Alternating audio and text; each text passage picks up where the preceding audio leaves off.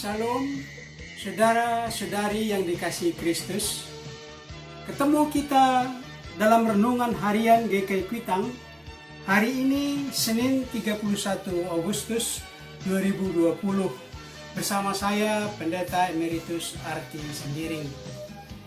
Tema kita yang kita renungkan pada kesempatan ini berbunyi Mens Sano in Corpore Sano.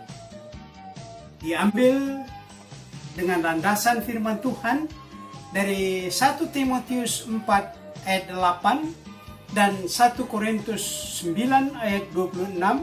Saya bacakan untuk kita demikian firman Tuhan ini.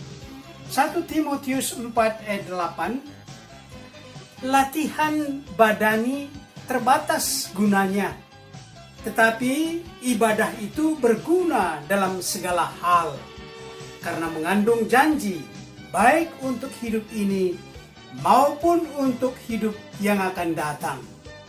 Dari 1 Korintus 9 ayat 26 berbunyi, sebab itu aku tidak berlari tanpa tujuan dan aku bukan petinju yang sembarangan sambil memukul.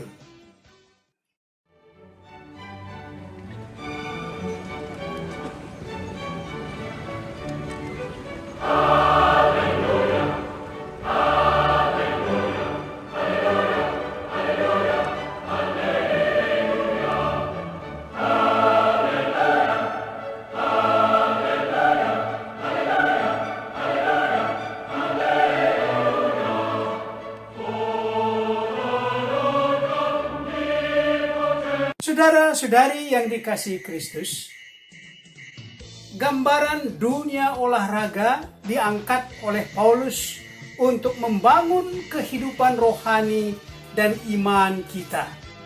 Paulus katakan, latihan jasmani ini memang ada gunanya, tetapi sangat terbatas. Untuk maju ke satu perlombaan dalam dunia olahraga, maka dibutuhkan banyak sekali latihan. Setelah latihan akan maju ke pertandingan, mengikuti jenjang-jenjang pertandingan untuk sampai pada pertandingan final, merebutkan piala atau mahkota kejuaraan kemenangan. Namun berolahraga sangat terbatas.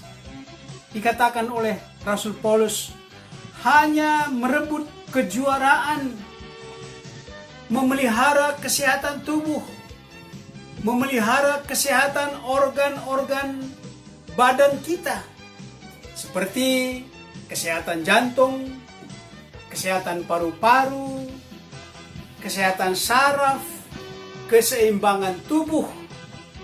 Karena itu, saudara-saudari yang dikasihi Kristus, saya menyediakan diri waktu dan alat-alat berolahraga, dan saya sangat merasakan kesegaran tubuh yang baik sesuai dengan usia saya. Namun Rasul Paulus mengatakan, latihan badani, latihan olahraga seperti ini penting, namun manfaat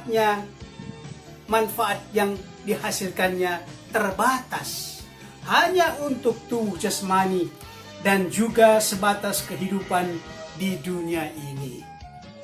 Karena itu Paulus katakan tentang latihan jasmani adalah lebih penting daripada itu, yaitu membangun kehidupan yang saleh, kehidupan iman, hubungan kita dengan Tuhan. Paulus lebih jelas lagi mengatakan, kita harus membangun kehidupan berkemenangan. Dalam Roma 8 ayat 37, Paulus katakan, kita lebih daripada orang-orang yang menang. Ibadah dan kesalehan harus juga dilatih. Bukan untuk meraih medali di dunia ini, tetapi untuk medali mahkota kehidupan yang abadi. Kita harus melatih kehidupan dalam pimpinan firman Tuhan. Untuk itu ada instruktur, ada pelatih kita, supaya kita mampu hidup dalam pimpinan firman Tuhan. Siapa pelatih itu? Pelatih itu adalah Roh Kudus. Minta dan cari apa-apa dari Roh Kudus. Saya menghadapi rencana besar atau rencana kecil. Saat menghadapi rencana ini, kita bertanya, berserah, mencari pimpinan Roh Kudus. Apakah rencana yang besar atau rencana yang kecil? Itu bukan gampang untuk mendengar pimpinan Roh Kudus. Kita mencari pimpinan Roh Kudus itu melalui firman Tuhan yang membutuhkan kerja keras. Disinilah Rasul Paulus mengumpamakan mencari pimpinan Roh Kudus dengan latihan keras.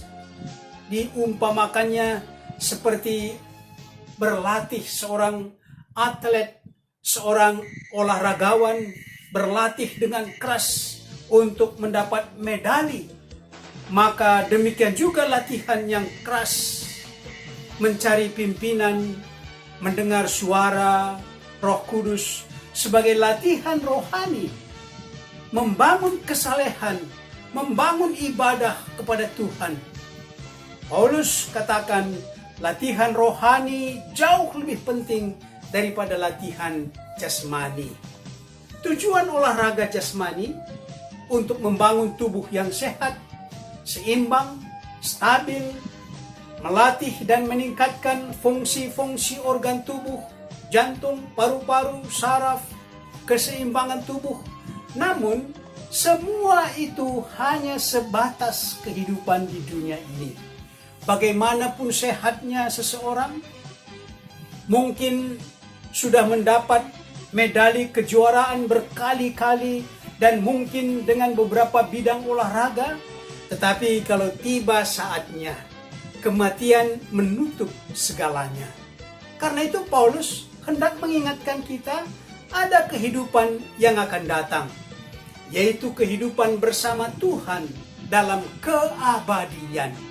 Paulus berkata, "Aku tidak berlari tanpa tujuan, dan aku bukan petinju yang sembarangan saja memukul."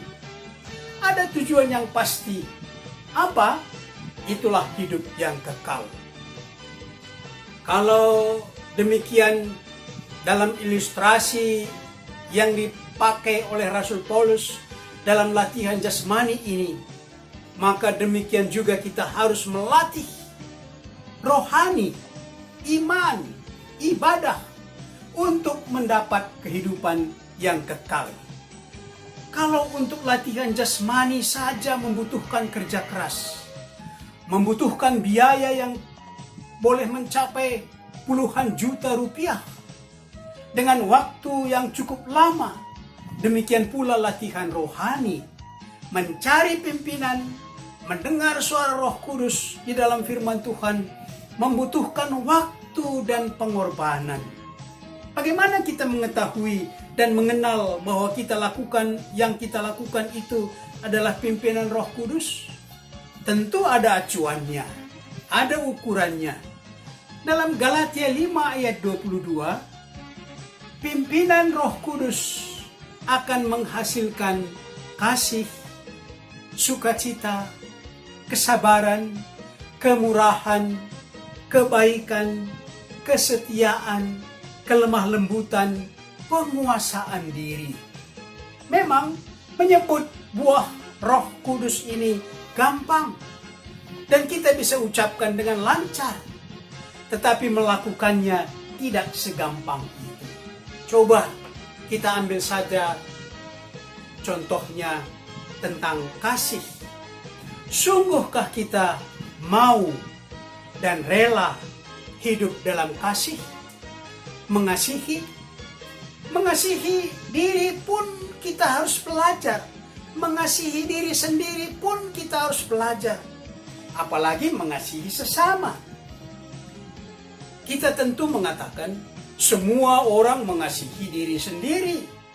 Namun, sungguhkah kita mengasihi diri sendiri atau kita egois?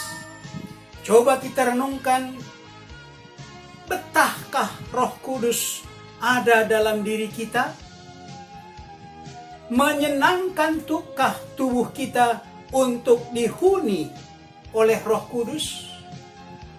Ini tandanya, saudara-saudara, kalau kita berani menjawab, Roh Kudus senang di hati saya, Roh Kudus betah di hati saya, itu berarti kita mengasihi diri sendiri. Tapi belum tentu Roh Kudus betah di dalam diri kita, menyenangkan tinggal di dalam tubuh kita. Ini perlu evaluasi dalam kehidupan kita. Dalam kesulitan inilah Roh Kudus sungguh berperan.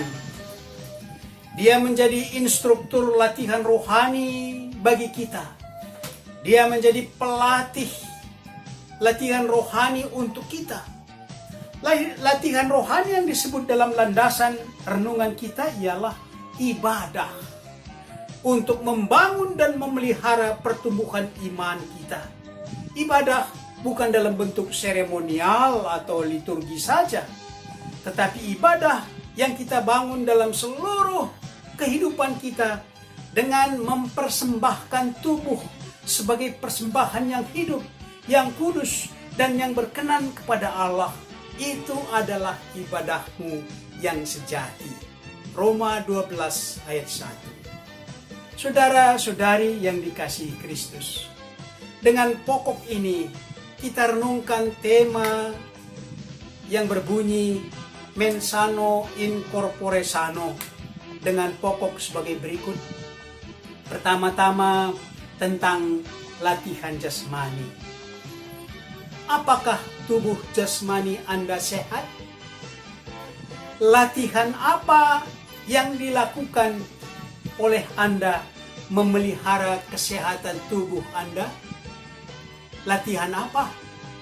Sehatkah tubuh jasmani Anda? Yang kedua, adakah buah-buah pimpinan Roh Kudus yang melatih ibadah sejati dalam hidup Anda? Atau dengan singkatnya, bagaimana ibadah yang sejati mempersembahkan tubuh? Apa buah-buahnya yang dipimpin oleh Roh Kudus dalam kehidupan kita? Baca kembali Galatia 5 ayat 22 tadi. Yang ketiga, coba membuat tekad, komitmen untuk meningkatkan kesehatan tubuh dan kehidupan ibadah yang sejati Anda. Apa komitmen Anda untuk meningkatkan kesehatan tubuh dan kehidupan ibadah yang sejati dalam kehidupan Anda? Mari berdoa.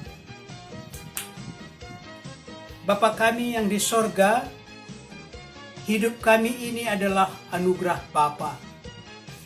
Kami berkewajiban memelihara hidup yang dianugerahkan dalam tubuh jasmani kami.